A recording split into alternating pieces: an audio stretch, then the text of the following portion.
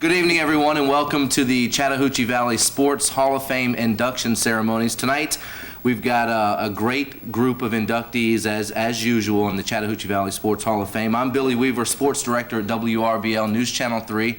I will be your MC and host for this evening. Now, last year I MC'd the events, and Charlie Morrow hosted this event, and he is unable to be with us tonight, as many of you are well aware, and we're videotaping the whole session this evening, and that came about basically for Charlie Morrow. We want him to know that we're thinking about him, and that, thank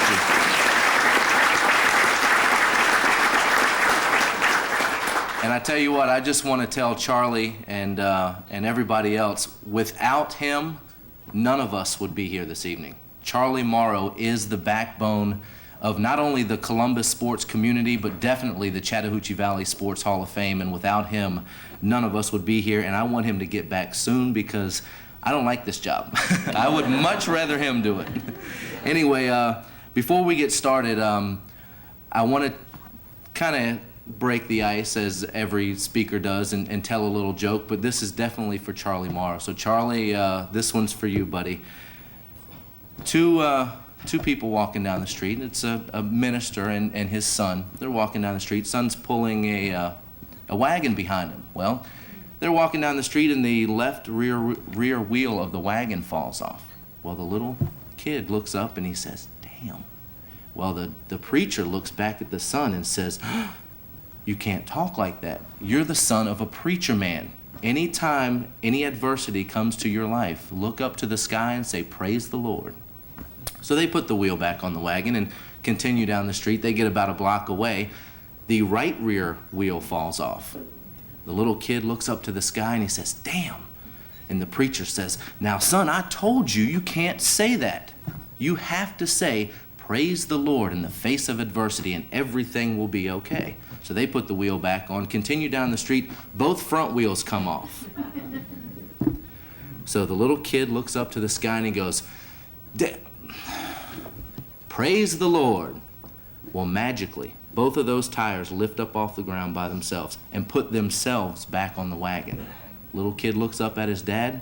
Preacher man looks up and says, "Damn." So Charlie, that was for you. But on a serious note, tonight we will induct 5 very special men into the Chattahoochee Valley Sports Hall of Fame. A legendary high school coach, a Major League Baseball general manager and executive of the year, a golf guru, and 2 All-American gridiron greats. But before we get to all the accolades, of course, we'll sit down and have dinner, and right now I would like to welcome Chaplain Tom Wheatley up to the podium, and Chaplain Wheatley will make his way through the crowd and deliver our invocation for the evening.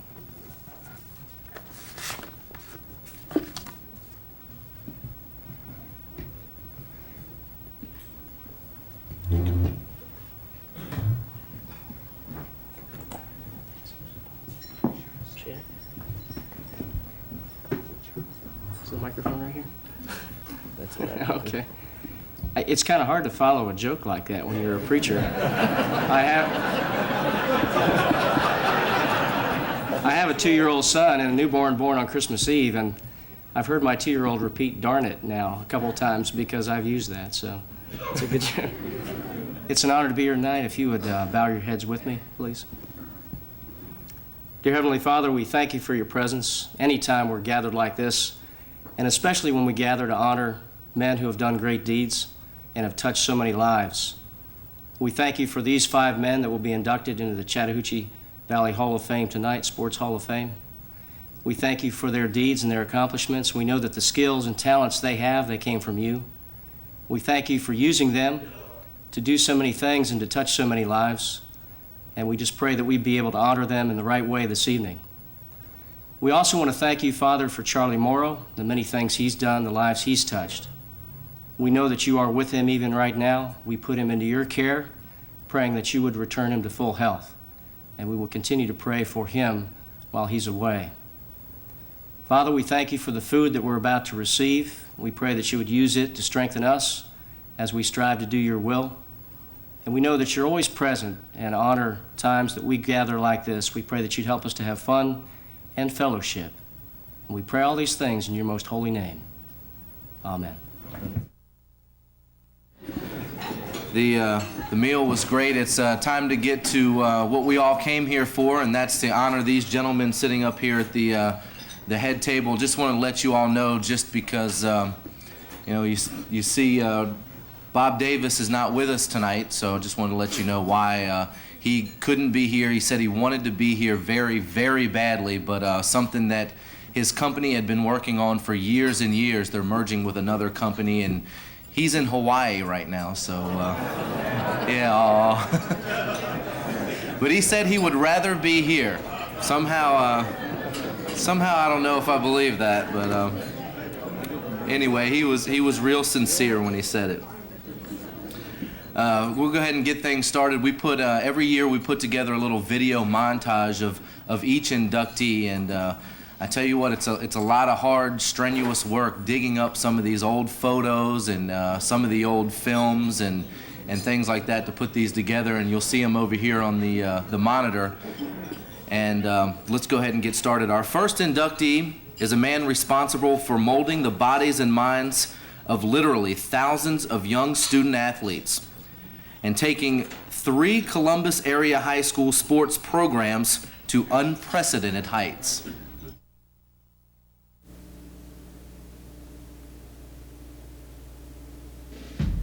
If it's a sport, chances are James Bubba Ball played and coached it. He graduated from Bessemer High School in Alabama, where he participated in football, basketball, baseball, track, and tennis. Bubba went on to play professional basketball in the Southern Pro League and also played pro baseball in the minors.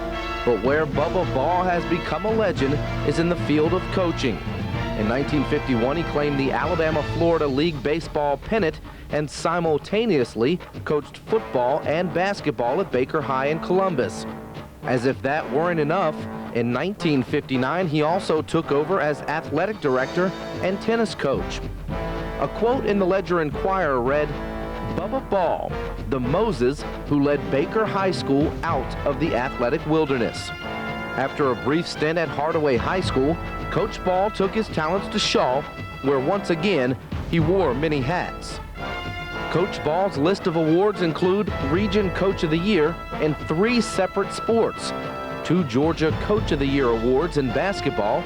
In 1997, the Atlanta Tip-Off Club awarded him for over 500 lifetime victories in basketball. 1 year later, he is inducted into the Chattahoochee Valley Sports Hall of Fame. Ladies and gentlemen, we'd like to now present James Bubba Ball with the Chattahoochee Valley Sports Hall of Fame plaque. And he is our first inductee in the 3rd Chattahoochee Valley Sports Hall of Fame class.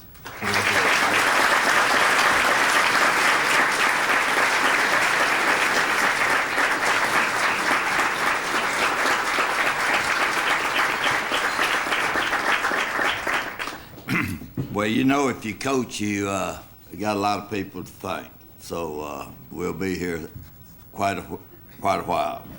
First, I want to thank God for the opportunity and the players, the ability, knowledge, and strength to coach for 40 years at minimum wage. And I may also let you know that still in this area, if you coach in high school, you're working at minimum wage. And thanks to my family for the time that I was away from home.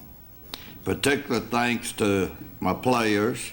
I have 2 of my basketball players here tonight, the 2 Dare boys who played on 2 state championship ball clubs. And while they were in school, I believe the record was something like 94-14. And then I want to also thank the 2 ADs I worked for. I worked for Ed Wolf, who was the Columbus boy who gave me my first job after I quit playing baseball. And Ed was a multi-sport person just like I was, so he didn't interfere with the ball bouncing in the gym. And then I worked for Grady Elmore, who also was a multi-sport person. And they both gave me all the support I needed. I was fortunate enough to work for 4 good principals: Ernest Cook, Fred Kirby, Dewey Renfro, and Gordon Stallings. And for you people that don't realize that if you get a bad principal, it's like being under a poor colonel.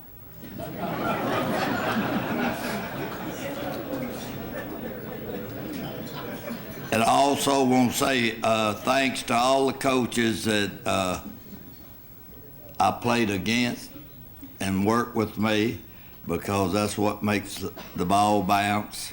And a special thanks to the coaches who turned the Baker football program around. And these people, most of you know.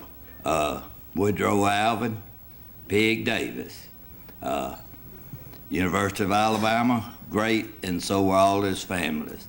Dr. Foster Watkins, Dr. Lee Forehand. And I also, you know, when you haven't won much and you go to play and you tell kids, hey, we're gonna turn this around, you know, they don't believe you. You go out there and you get your head knocked off and give them the big pep talk. You go out, they get hit about 4 times, and hey, that pep talk doesn't work.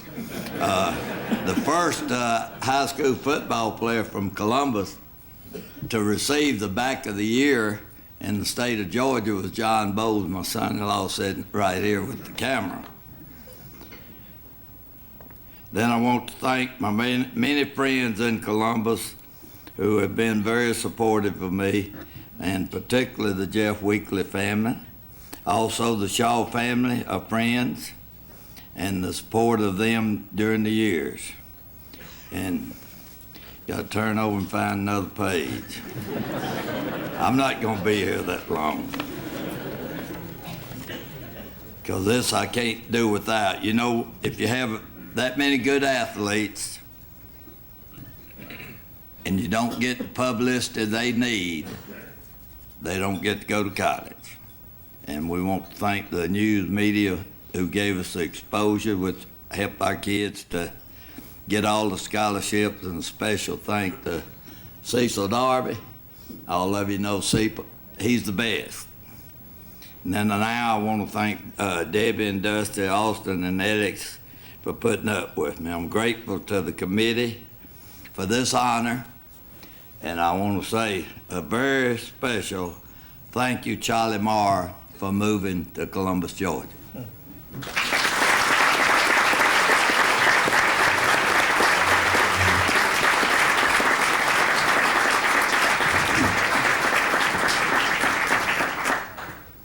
Our next honoree is one of 2 Jordan High graduates in this year's Hall of Fame class. And when I first came down to Columbus, I was like everyone else and wanted to call it Jordan. But now I call Michael Jordan. So I guess it all comes around. He played both football and basketball for the Red Jackets, but it was as a Yellow Jacket that he became a Columbus icon. So much so that the city actually gave him his own day and named it after him.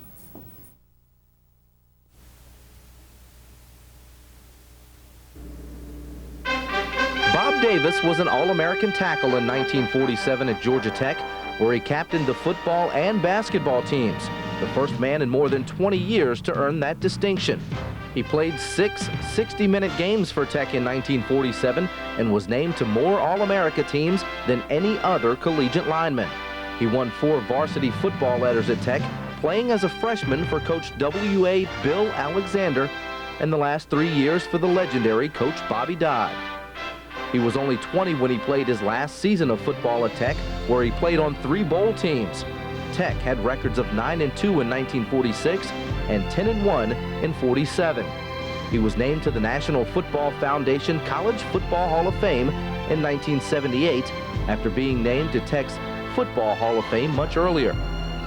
Bob was also named 3rd team on the Southeastern Conference's all-time team. It was chosen in the year 1950. He became the first Columbus product ever to play in the National Football League, playing for the Boston Yankees in 1948. Bob is a member of the state of Georgia's Sports Hall of Fame and now has the distinction of being the first Georgia Tech player inducted into the Chattahoochee Valley Sports Hall of Fame. Now, as I mentioned earlier, Bob Davis couldn't be here with us tonight, so accepting for Bob Davis tonight is a longtime friend of his, Floyd Mitchell. Floyd, would you come up and accept his award?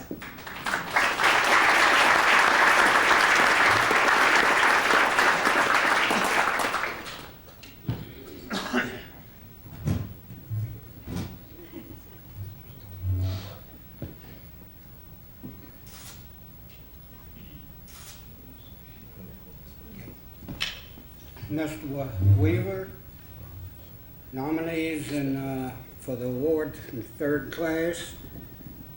It's an honor for me to speak for Bob Davis, who is not here. He's having a rough time out in Hawaii, but somebody has to do it. I think if Bob were here, he'd pay credit to Columbus for having adopted Charlie Morrow.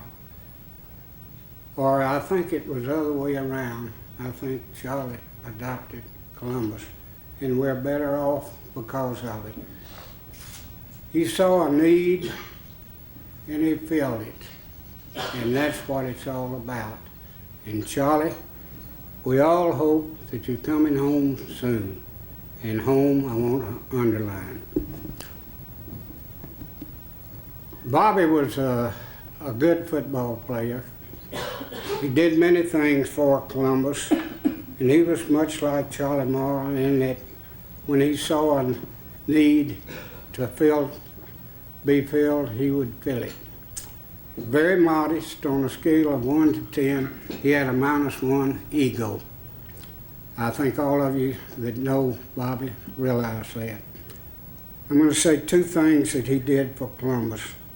I think Spec Richardson will appreciate this.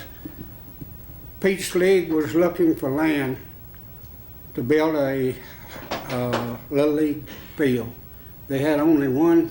They couldn't put up fences. It was on the north side of Warracobra Park. And after the inventory was made, the recommendation was made to move across the street where they had some room and it wouldn't upset the beauty of the park, and that they could have all three of the leagues there. Well, it came up to a vote, and Bobby lobbied for the Peach League to get it.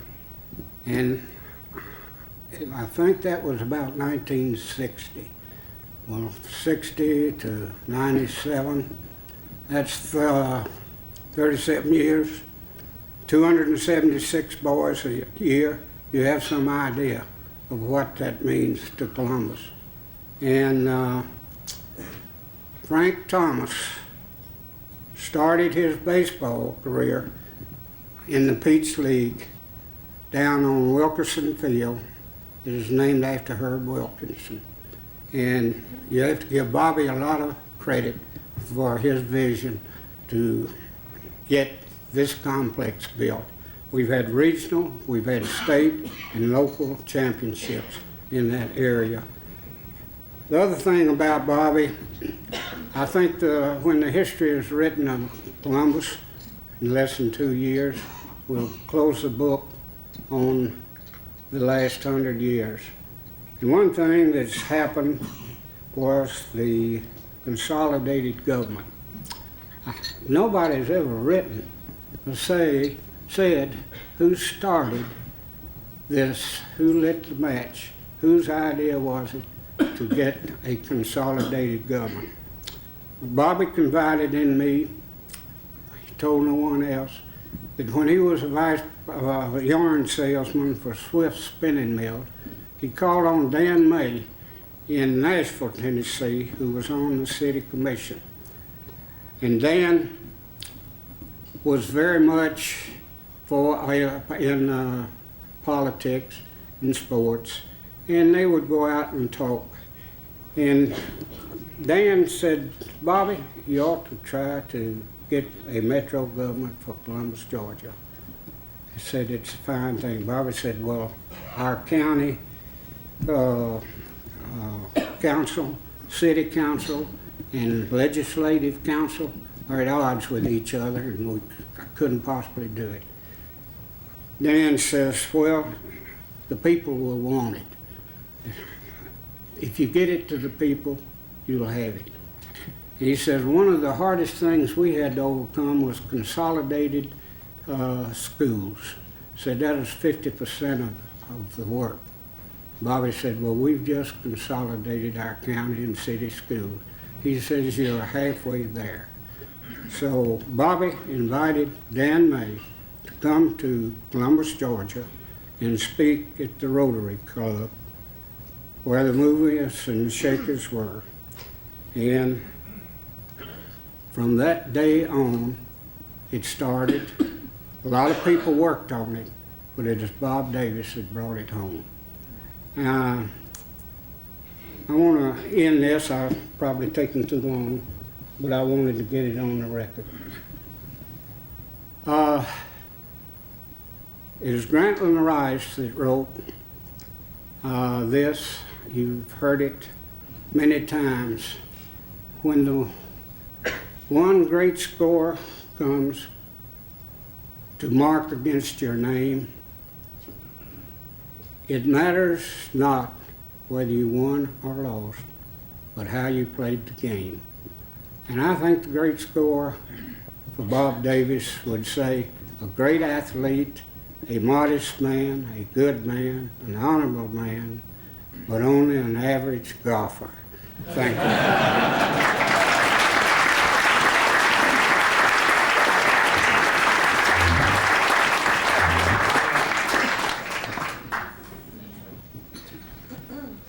Our next Hall of Fame member also went to high school right here in the Bi-City area and had the honor of playing college football for the great Bear Bryant at the University of Alabama. He still adorns the Tide record books and even managed to play more than a decade in the NFL at one of the game's most physical positions.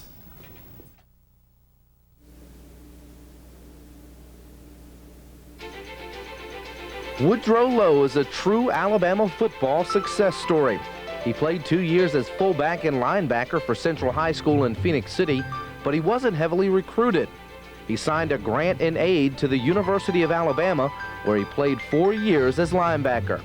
In those 4 years, folks stood up and took note of Woodrow Lowe. He was named to the National Football Writers Association All-America team as a sophomore in 1973. When the Crimson Tide won the UPI national title. He was again named to the All-America team in 1974 after helping Alabama to its second consecutive undefeated regular season, despite being plagued by injuries, and he three-peated as UPI All-American in 1975. He played on 4 consecutive SEC championship teams that won 43 games while losing just 5. He was often compared to immortal Tide linebacker Leroy Jordan by the legendary Coach Bear Bryant. He was selected in the 5th round of the NFL draft in 1976 by the San Diego Chargers and played 11 seasons with the Bolts. In 1993, he helped Central High School win the state championship, and now he is a member of the Chattahoochee Valley Sports Hall of Fame.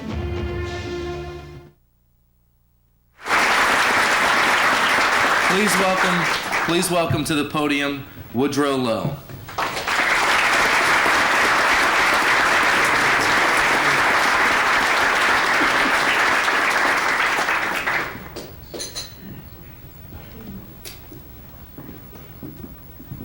Thank you very much. I want to just tell you all one thing. You just don't know how hard it is to get up here and talk about yourself without realizing it. You look out here in the audience and you see so many people that I consider greater than myself. I ain't that good at talking in public. I won't tell you that, but I got a lot of people to thank, and the most important concept that I can think of is that I got to thank is God. I've been very fortunate I've been the most, I look at it like I've been the most fortunate person that ever lived. And thinking about it, I gotta thank my mom and dad for coming up in the situation that I did. You know, we didn't have a lot, but one thing we did have, we had love. And I wanna thank my oldest brother who taught me to be consistent, be tough. And I tell you, I can't thank all the people that I can say that have something to do with my life. And it's very, very difficult for me to stand here and try to express that because words can't explain it. My greatest joy that I got is playing this game. And I tell you, I was most fortunate to play on a system and a guy like Coach Bryant because I think that prepared me to go on and be unselfish. Now look, I want to tell y'all something. I looked on that film right there and I intercepted that pass and I did a little dance and I couldn't believe it. The reason why I couldn't believe it, Bubba, because I knew I came up in a system where, as compared to today, you see players make great plays and they dance and they jiggle and they do all those different things in the end zone. But I remember playing Coach Bryant. He said, when you make a good play, just get up and go on back to the huddle. Act like you're used to it. That's what he said. Those are the things that he said.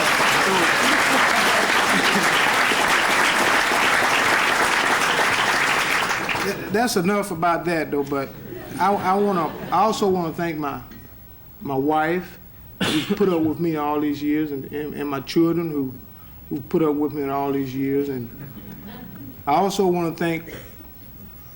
I see a Mr. Mullins over there that I remember when I was just in the 7th grade, and this guy right here was still the same guy, and he looks the same. You haven't aged a bit. I can't understand that. And I see Dwight over there. I haven't seen Dwight in a long time, and he looks the same. I don't understand it. I can't understand it. You got to be living right.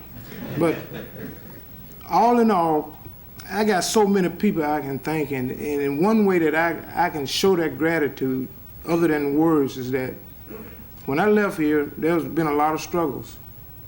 And if it were not for the patience and the perseverance and the scoldings and the patting on the backs and all those things that you all did to help me along the way, I could not stand up and show the same qualities that I do to my kids right now. I couldn't do it. And my love right now is helping people. I found out that the more you can give of yourself, that is the greatest gift of all. You know, I've been giving this and giving that, and you give your kids this and you give your kids that, and they forget about it. But when you give yourself, that'll last forever. And one of my greatest joys was right over there at Central High School, and I tell you, it was such a pleasure to come back to where you came from and totally give yourself free. I mean, whatever it takes, so that you can see the success in a kid that you know that's facing more obstacles than what you had to face, because they got a lot of options nowadays. They got a lot of choices. And that's what I'm about. And I am so grateful to stand here and continue to grow and as a human being. I'm not about to die now. I'm finna struggle. It's a struggle. That's what I'm about, struggle. Thank you very much.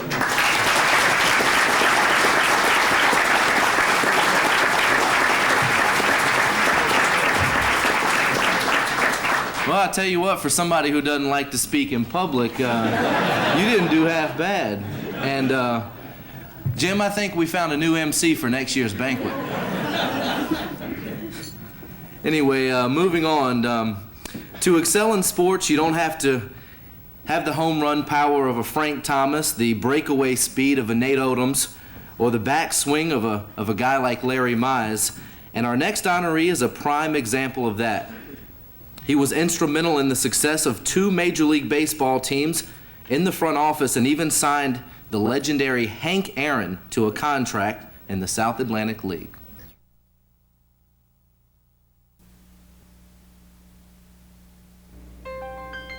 Spec Richardson is baseball through and through. He graduated from Jordan High School and he began his 42-year baseball career right here in Columbus, Georgia in 1946, where he was the assistant business manager at historic Golden Park. His first general manager's job came in 1959 with Houston's AAA team. And then in 1962, Spec had made it all the way to the big leagues as business manager for the Houston Astros. 6 years later, he was running the show as Houston's GM. In 1976, Spec moved even further west to take over the reins of the San Francisco Giants. And in 1978, Spec had his most crowning moment. The Sporting News named him Major League Baseball's Executive of the Year. He's seen here with one of baseball's all-time greats, Frank Robinson. In the mid-'80s, he returned to the Peach State as president of Savannah's minor league team. And in 1987, he went down to Florida and took the job of vice president of the Tampa Bay Suns. His main goal there, bring Major League Baseball to the Tampa Bay area. And a few years later, the dream had become a reality. The Tampa Bay Devil Rays were born. Spec is a member of the South Atlantic League Hall of Fame, and in February of 1998, Spec Richardson is inducted into the Chattahoochee Valley Sports Hall of Fame.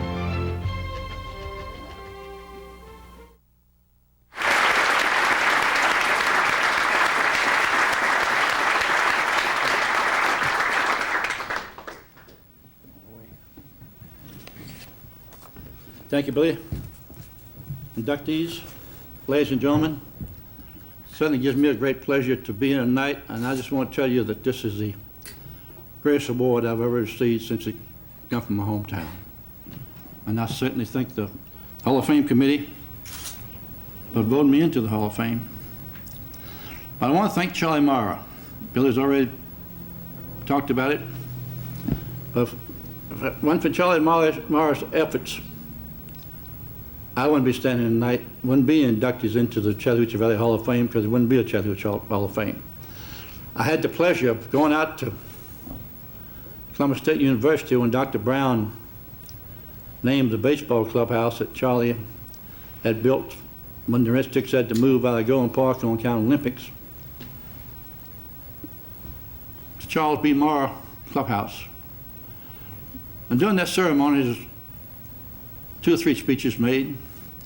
But the speech that impressed me the most, talking about Charlie Mara, was made by Herb Green, the basketball coach, athletic director of Columbus State University. He was talking about Charlie, and he said that Charlie Mara always took anything he did to the next level. And Charlie Mara certainly has taken the Hall of Fame to the next level, and I want to thank him because without it, I wouldn't be standing here tonight.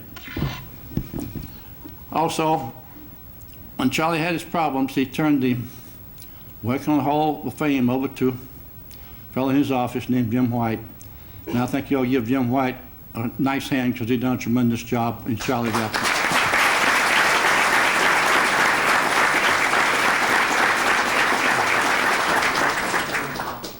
As I said, I went to Jordan High School.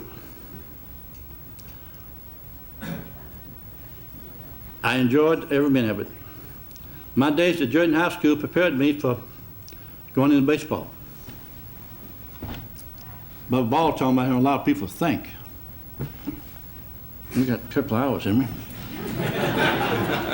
I've got a lot of people think.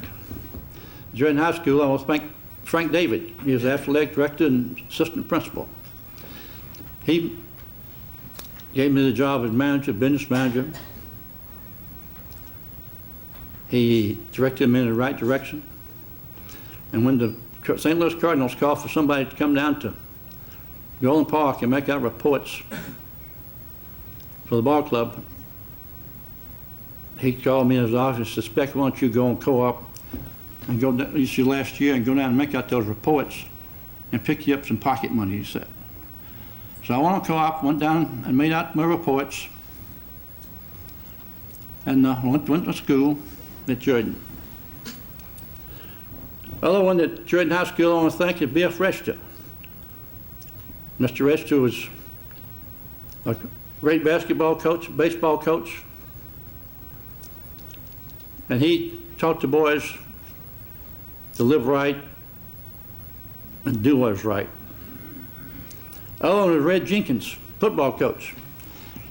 I didn't know what a farm club was till I got in baseball, but I can tell you, when I was in high school, we used to be a farm club for Wallace Butts and the University of Georgia football team. Y'all may not know that. But we used to have 5, 6, 7 ball players. Wallace used to send to Red Jenkins every year, and they needed 1 or 2 credits in high school so he could go back and play. So we were the farm club of the University of Georgia. I didn't find out what a farm club was till I got to baseball in 1946. But Frank David sending me down to make out those reports for the Cardinals. After I graduated from Drayton High School, I went to the Navy, served aboard destroyer escort, discharged while I was in the Navy in the Pacific. Bill Walsingham of the Cardinals sent a letter to me at my mother's home. She forwarded it to me. He wanted to know if I'd like to be concession manager at Columbus, Georgia in 1946. Of course, I wrote him back and told him yes. He wanted to know when I was supposed to get discharged. I told him in November. But as my luck run, I got held over to February the 16th. I got discharged at Jacksonville, Florida on February 16th. I knocked on the door at the old Waverly Hotel. There was a door of Bing Devine, who was the business manager for Columbus, Georgia, in my Navy uniform, on the morning of the afternoon of the 16th. And I went to work on February the 17th as concession manager at Columbus, Georgia. Now I want to tell you, back in those days, we had Bing Devine and myself as secretary, and we had a position called traveling secretary. That meant bus driver. And I want to introduce to you my good friend, my publicity director. All these years I've gone, he's sports editor to the Columbus Ledger. And he used to write columns about me to keep all my fans informed of what old Spec was doing. Cecil Darby, stand up.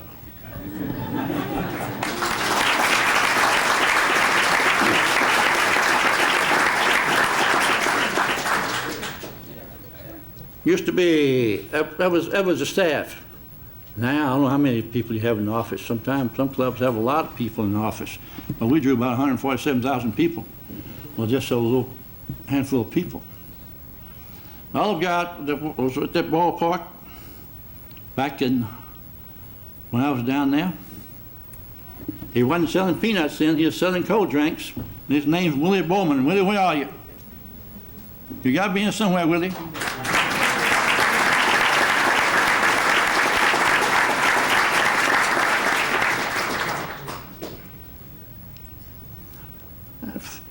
Before I get off the Columbus Baseball Club, there's been 3 people that went through Golden Park.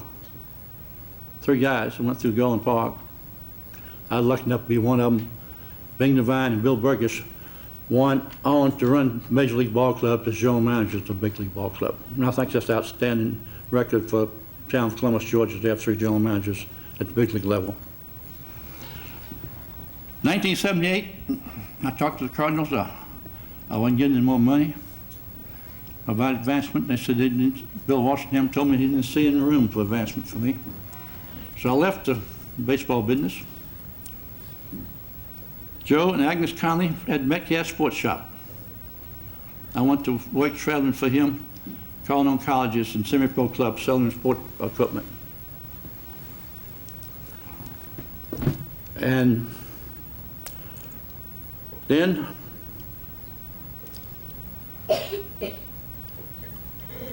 I'm getting ahead of myself. That's all right, Joe. I'll come back to it.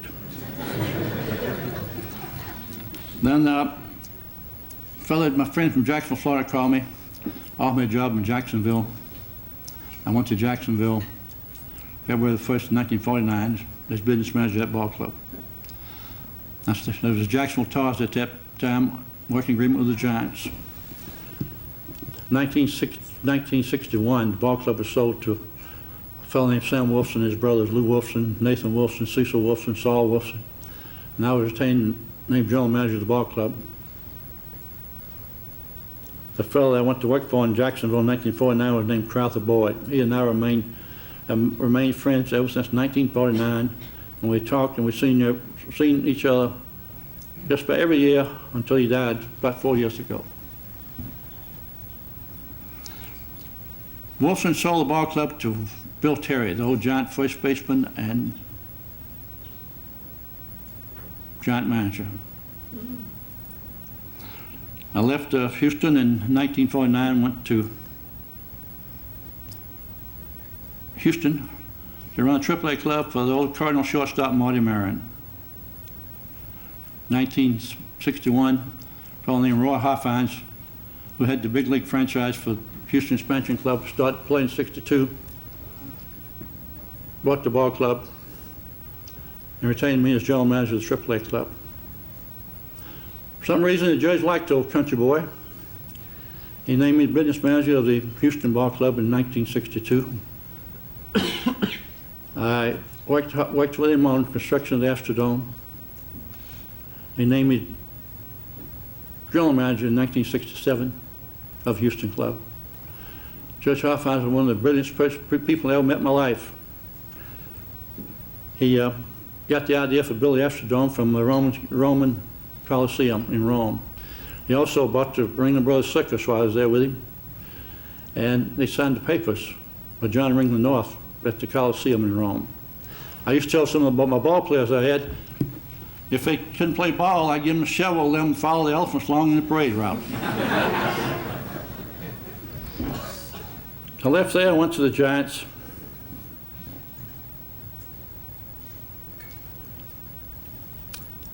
And had 7, 8 nice years in California. I feel for them out there now, all that water.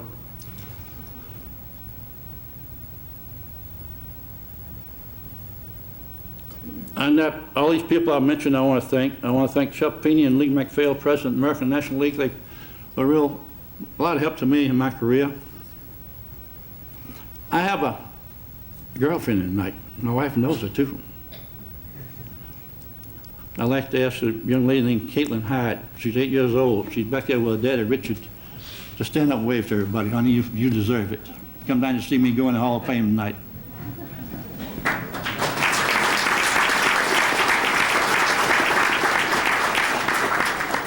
I'm very honored to have two people that come all the way down from Fargo, North Dakota yesterday to be here tonight and leave tomorrow morning and go back. My great friends, Lois and John Dietrich. John's a great baseball player, great baseball general manager, and Lois keeps him straight. Stand up, please.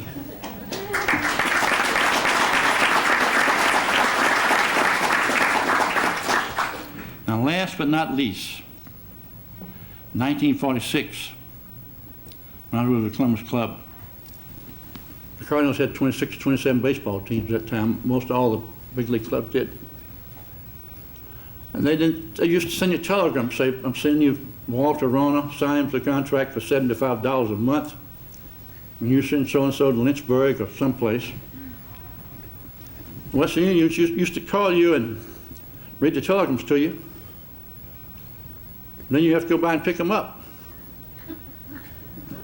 So I used to go by Western Union and pick up these telegrams. And this good-looking girl was on the counter. And Bing Devine, who was the business manager that year, when I was concession manager, he said to me, he says, why don't you ask that good-looking girl for a date? So I finally asked her for a date. The ball club was going to go up to a fish camp on the river after the ball game.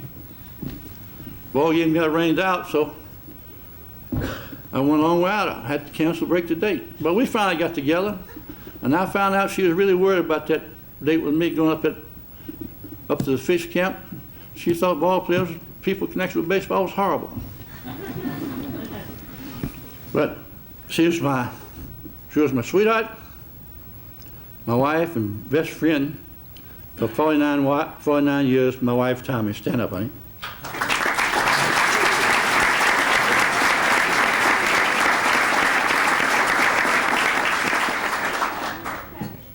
I probably missed some people. If I do, I'm sorry. I just want to say again that I'm very happy to be inducted into the Chattahoochee Valley Hall of Fame.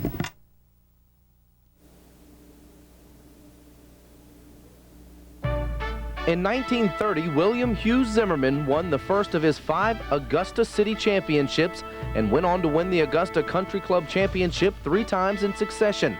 At age 19, he won the Georgia State Amateur Championship in Rome, Georgia, and in 1942, won the Atlanta Capital City Invitational. In 1952, he won the Columbus Bi-City Championship, and 20 years later, he won the International Seniors Championship in Gleneagles, Scotland, back-to-back, and was the runner-up in 1974. He is the only Georgian to win this tournament. In 1980, at the age of 64, he won the U.S. Seniors Golf Association Tournament at the Appomattox Club in Rye, New York. And again, he is the only Georgian to win this prestigious event. In 1991, he was the runner-up in the 3-10 at Pinehurst, North Carolina, and won it in 1992. A member of the Board of Governors of the Augusta National for 15 years, a member of the Board of Governors of both the American Seniors and the U.S. Senior Golf Association, and also served a term as president of GSGA and the Country Club of Columbus. He was inducted into the Georgia Golf Hall of Fame in January of 1996, and now we welcome him into the Chattahoochee Valley Sports Hall of Fame.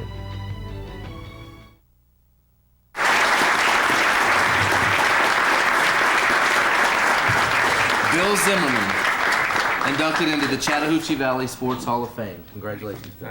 Thank you very much. Thank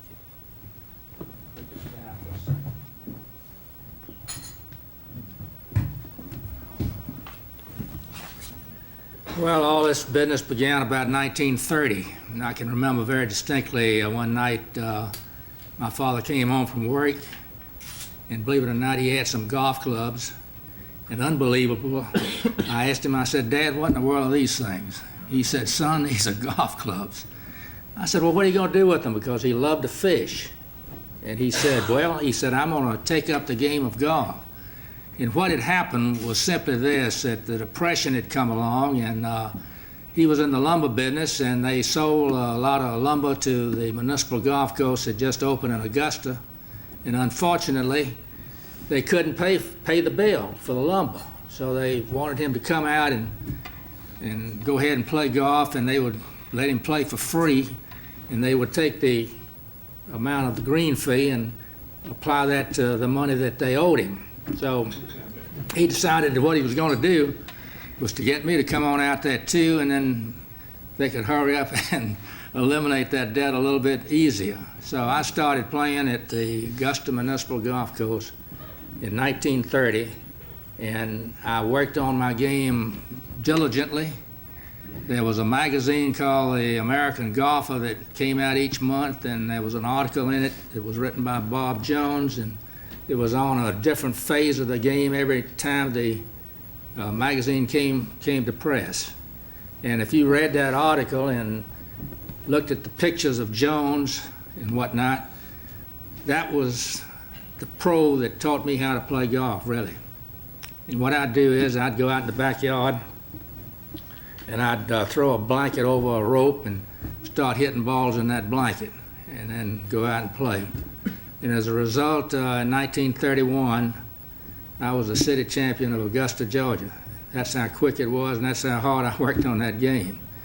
And I've been working on it ever since, and here it is, 1990-something. And I'm still going strong. I'm still working hard. But it's been a marvelous thing for me, and I've enjoyed every minute of it. I've met a lot of people. I played golf in Scotland. I played golf in Japan against the Japanese seniors. We've just had, Francis and I have had some great golf trips. Golf courses are marvelous no matter where they are, and you'll enjoy them no matter where you play. And it's always a good competitive game because you can take anybody, and if the handicaps are correct, you can have a pretty close game. You might be giving your opponent 10 shots, but he needs 10 shots to make it an even game with you. So if you don't play golf, let me just say this. Go ahead and start, because I'm sure that you will enjoy it thoroughly. And I'm most appreciative to the Georgia Hall of Fame for inducting me, and I hope that I'll be worthy of the great honor that you've bestowed upon me. It's been marvelous and wonderful, and I've enjoyed every second of it, and I hope I'll live another 20 years. Thanks a lot.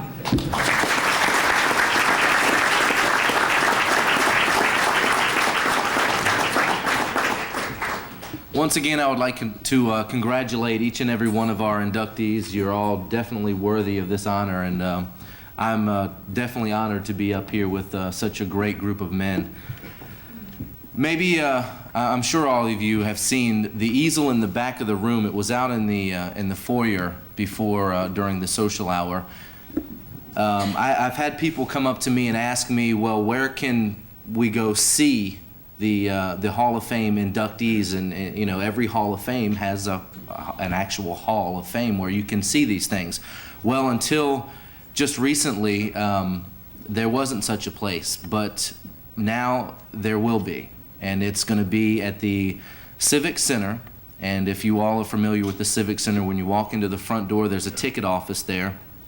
Over to the right, there is an atrium, and that's where the new Chattahoochee Valley Sports Hall of Fame multimedia display wall will be located.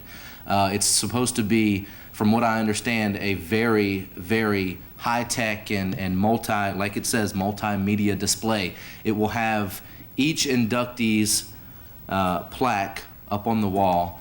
The space is kind of limited over there, so what they'll do is they'll have each inductee up for a while and then take a smaller plaque that will remain there forever, basically. Displays such as Frank Thomas's bat, maybe Larry Mize's golf club. I don't know, Spec, maybe we'll get, I don't know, your glasses or something and put them in there. But some memorabilia, some sports memorabilia from the people inducted into the Hall of Fame, and they'll be changed out periodically. And there'll also be a touch screen.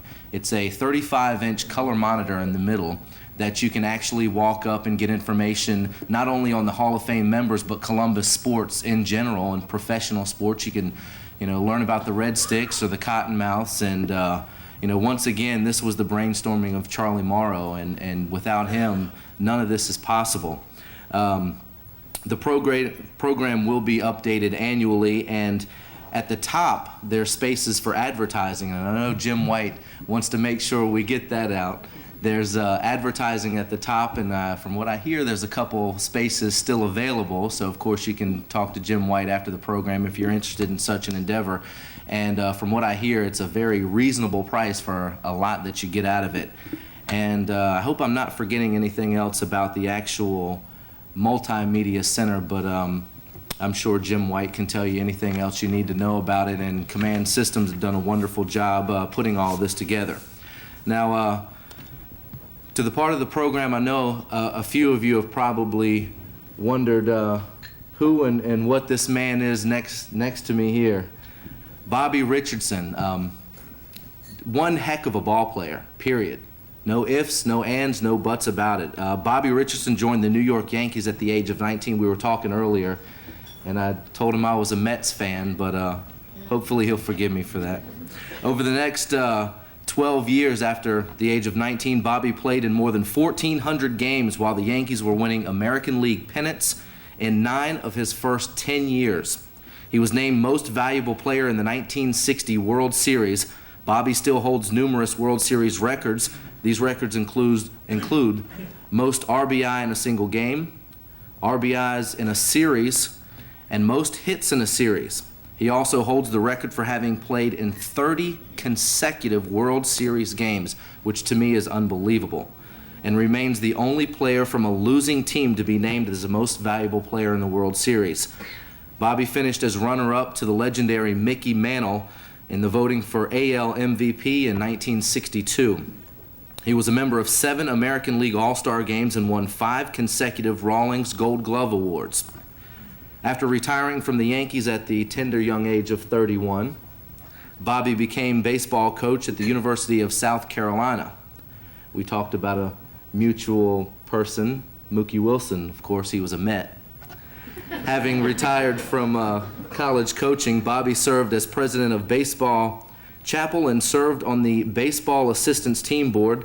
Bobby remains active in the Fellowship of Christian Athletes and now serves as a consultant to Gospel Films, which is the Christian film company in Michigan. So, folks, please welcome Bobby Richardson, our keynote address speaker for this evening.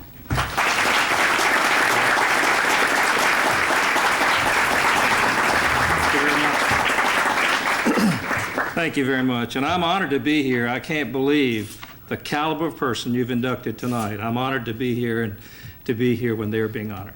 The reason I'm dressed like I'm dressed tonight is because Jim White called me a good long time ago, but I committed myself to babysit for my 3 granddaughters. I have 11 granddaughters, and 3 of them live in Sarasota, Florida.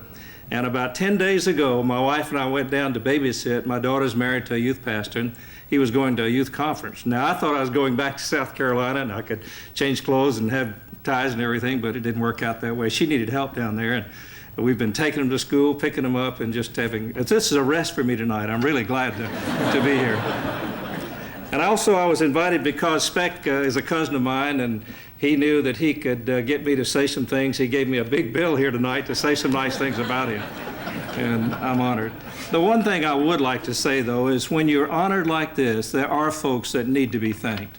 And I'm glad that all of those who were honored tonight took the time to thank those that made a big impact in their lives. The one thing I would like to say is not always do you deserve what is said about you in your biographical sketches or as they look back on your record. For instance, in my biographical sketch, it says the only Yankee to hit 300 in the year 1959. Now, the Yankees won the pennant in 55, 56, 57, 58, and also in 60, 61, 62, 63, 64. But we missed out in 59, and I know now why we missed out in 59. Going into the last game of the season, Casey Stengel came over to me and said, hey, we don't have a single 300 hitter on the Yankees this year, and you're batting .299. If you can get a base hit first time up tomorrow, I'm going to take you out of the lineup, and then we'll have at least one 300 hitter. Well, word sort of got around that I needed a base hit. We were playing the Baltimore Orioles, and Billy O'Dell was pitching. He and I quail hunt together, and he sent word over to me, be throwing the ball right in there the next day. Brooks Robinson was playing third base, and he sent the word over that he'd be playing real deep if I wanted to bunt. And Joe Ginsberg was the catcher, and he said, I'll tell you what's coming. And first base umpire was Ed Hurley. He said, just make it close. Well, I sort of had a lot going for me, but my best friend was Albie Pearson. He was playing right field, and somehow he didn't get in on it. I hit a line drive to right center. He made a diving catch out in right center field. But I got 2 hits the next 2 times up and ended up hitting 301. And then Billy mentioned the fact that I set a record that still stands of the most RBIs in the World Series. And the way that came about, we were playing the Pirates back in 1960, and in that 3rd game of the series, I was batting 8th because Whitey Ford was pitching. Anytime Tommy Byrne or Don Larson pitched, I batted 9th in the lineup. And we, in the first inning, scored 3 runs. There was 1 out, and the bases were loaded. And I came up to the plate, and usually in a situation like that, Casey Stengel would holler out, hold that gun. That meant come on back and let Enos Slaughter hit for you. Well, I didn't hear anything. Walked up, looked down at my coach at third base. He gave the signals, and I couldn't believe it, but he was giving me the bunt. That's not a good play, but bases loaded, 1 out, pitcher up next, and he had me bunting. Well, I fouled the ball off twice. The count went out to 3-2, and Frank Crissetti hollered out, hit the ball to right field, stay out of the double play. And I was trying to hit a ground ball to the right side. Clem Levine threw a fastball in here, and I swung. And I was more surprised than anybody in the stadium when it went out of the park for a grand slam home run. Then the next time up, the bases were loaded, and I thought, man, I'll just try that again. Well, I singled, and it set a record that still stands. Now, I only had 26 RBIs all year long, 1 home run, but I set a record that still stands. I just say that to say that sometimes, as you look back, you don't mention that part of it. You just say, well, he sets a record. You know, the one thing I'd like to do, and we've had some wonderful remarks. Woodrow, I appreciated what you had to say tonight and some others. And I think it's an honor when your hometown honors you like you have done here tonight, or your home area. And I heard a story about a person who was being honored in his hometown. He had been off for a long time, and he came back home, and there was a big banquet like we're having tonight, and this particular person gave him a very gracious introduction. And he got up and he started to speak, and everybody noticed there were tears in his eyes. And finally, the one that introduced him asked him what was the matter. And he said, well, I had some prepared remarks that I wanted to make, but I'd like to put them aside and share with you what is the matter. And then he went on to relay that years earlier he'd gone off to New York to make his mark. And he said he was walking along looking at the tall buildings and apartment houses, and he happened to come to a vacant lot, and there were a group of young boys playing baseball. He said he had a plank for a bat and the ball was wrapped with tape, and he watched this game for a little while. And he noticed sitting over the sidelines, there was a boy with his legs dangling. He said he talked with him a little bit longer and found out there was an operation that could be performed. The boy had slipped on the ice, and he was paralyzed from his waist down. But the boy and his parents had the money. And so he said he went back to his hotel room and wrote some letters. And it wasn't very long before he started receiving replies. Checks and $100 bills came out of the envelopes, and he had the money. And he said he went back to the boy and with the aid of the parents made the arrangements with the doctor. And he said, as I speak to you here today, 25 years later, I'm happy to say the operation was successful. The boy could walk as though he had never been injured. He said, I wish I could say that in the ensuing 25 years, this boy is now himself a fine athlete or a doctor or a lawyer, businessman. But as I stand here today, the tears in my eyes are because I've just received word that this boy is in prison serving a life sentence. He said it goes to prove that men and dollars can provide the means of performing an operation that can make a boy walk, that only God can guide footsteps. And you know, when I heard that, I was challenged in my life in 3 areas. And as we honor these gentlemen here tonight, I'd like to throw that challenge your way. And the first area that I was challenged in is to recognize it's important how we live. There is a power in our example. Now, I like to fish, and we've got a big lake there in South Carolina called the Santee, and we have a fish called striped bass that we call rockfish. And some years ago, I was fishing with a friend by the name of Lee Fisher. I used to do some writing for Billy Graham. And we were catching some of those striped bass, and I remembered that I was to speak to a group of athletes in the lower part of our state. And I asked Lee to go with me, and he did. And while we were there, I used these words that I had read in a magazine. A careful man I want to be, a little fellow looks at me. I dare not go astray for fear he'll go the self-same way. I cannot once escape his eyes. Whate'er he sees me do, he tries. Like me, he says he's going to be this little lad who follows me. I must remember as I go through summer suns and winter snow, I'm building for the years to be this little lad who follows me. We got back down on the Santee and started fishing. My friend was really quiet, and finally I asked him what was the matter. And he said, well, I thought you were going to acknowledge me as you spoke to that group. And I said, why? He said, because I wrote those words 15 years ago when I recognized the influence I had in my own son's life. There is a power in our example. And then the second area that I was challenged in is to make sure that we don't portray one thing on the outside and see it break down at home where our true nature is revealed. Now, it's a rapid pace of a world that we live in today. I'll drive back tomorrow to Sarasota, but I might have that little granddaughter say, hey, Granddad, I've got something I want to talk to you about. And we might say, well, I'm going to go to Columbus. I'll be back day after tomorrow, talk to you at that time. And if it's our son or grandson, we'll put our arm around him and say, yes, sir. I'd like to see my son or my grandson grow up to be a man's man. What is a man's man? My last year in baseball, I had room with Tony Kubek for 10 years. And Tony retired, and so I roomed with Steve Hamilton. He played with the Lakers in basketball. He was 6'8" and a half. And I remember so well that he was up there and I'm down here, and they had a lot of names for us, Mutt and Jeff and some other names. And one day we were at the Crest Hotel in Anaheim, California, walked into the lobby, and Elston Howard was sitting with what had to be the biggest man I'd ever seen. I guess we stared because finally Elston said, hey, Rich, come over. Let me introduce you to somebody. Well, Steve and I walked over, and this guy stood up. He looked down at Steve Hamilton, and he said, how you, Shorty? Found out he was 8 feet, 3 inches tall. He weighed over 300 pounds. He wore a size 22 shoe, biggest man I'd ever seen, and quite a baseball fan. He came up to our room that night after the game, and I had just written a book at that time, and I stood up on the bed and gave him a copy of the book. And he told us that in 2 weeks he was going to be in Minneapolis dressed in a Twins uniform. I knew there would be some folks in Sumter that would say, how can you retire from the Yankees at 31? And so I bought one of the little Instamatic Kodak cameras, and I couldn't wait to have my picture taken in uniform with Henry Height. This was his name. And then when they asked that question, I'd just show them the picture and say, look at the young pitchers coming to the league. They're too big. They throw too hard. Well, I was too embarrassed to go out and have my picture taken, just too much of a contrast. But just the other day, my wife and I were flying to New York, and we were separated for a moment at Douglas Airport in Charlotte. And I remember that she came up to me and said, I've seen your friend, Henry Height. And I said, how do you know it's him? She said, it's got to be. Went over and talked. It was indeed. Biggest man I've ever seen. But the man's man we're talking about is more than that. He's one that dares to stand for a principle when the whole world stands against him, dares to uphold the right against all odds, doesn't yield easily to the whims of the crowd, flashpoint against sin, dares not to laugh at an obscene story, is indignant when men use the name of Christ in cursing, smeared around with lewd banner, has the courage to guard what is sacred, and dares to profess love for God in the midst of a materialistic, secular crowd, is ruled by principle when most are governed by expediency, and isn't sucked in by the stupid philosophy. Everybody's doing it.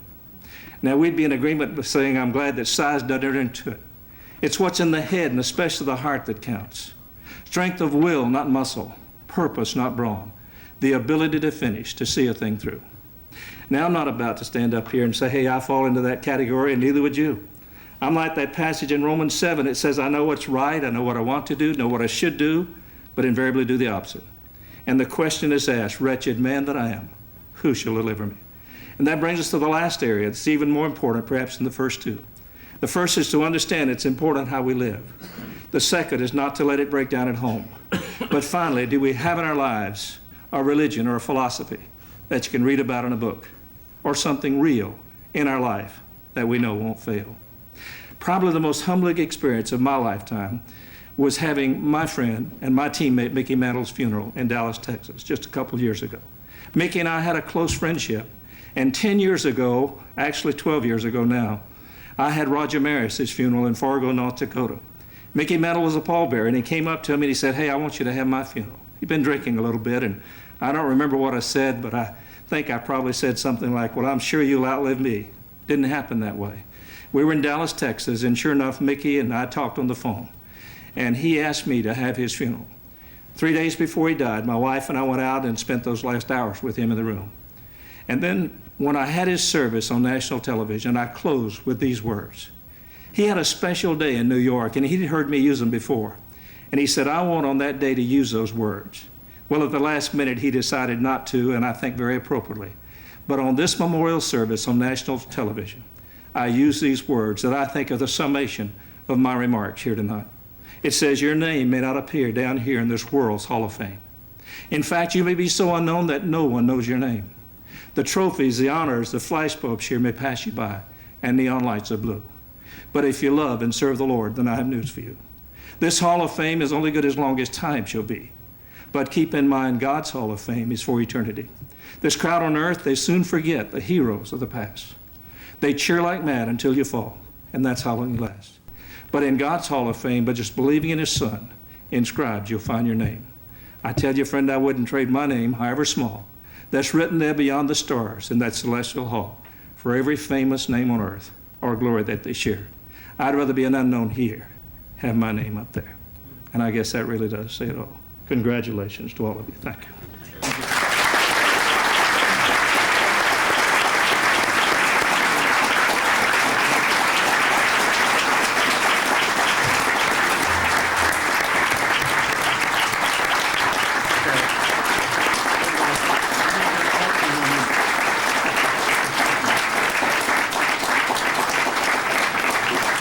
Just found out. I guess I'm the pitcher in that situation, huh? The one you were hitting in front of? The pitcher? Pitcher's always... Most of my life, I batted in front of Mickey Mantle. I batted second, and Mantle batted behind me. And okay. So you may compare yourself with Mickey Mantle. All right. Now, you all heard that, right? So now when you see me out in the community, just call me Mick. In closing tonight, I would like to say thank you to every one of you, and especially the gentleman up front for letting me be here. This is just an honor for me to be among such great sports people in general, just great sports people. We'd also like to, in closing, say thank you to a lot of very special people. Now, I know when you get up in front of a crowd and you start to say thanks to people, that a lot of times they just come out and the people listening maybe don't hear, and just, you know, thank yous are just kind of things people do.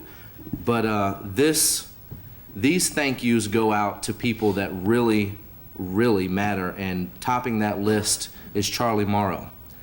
And the rest of the Chattahoochee Valley Sports Hall of Fame committee, without them, there would be no Hall of Fame.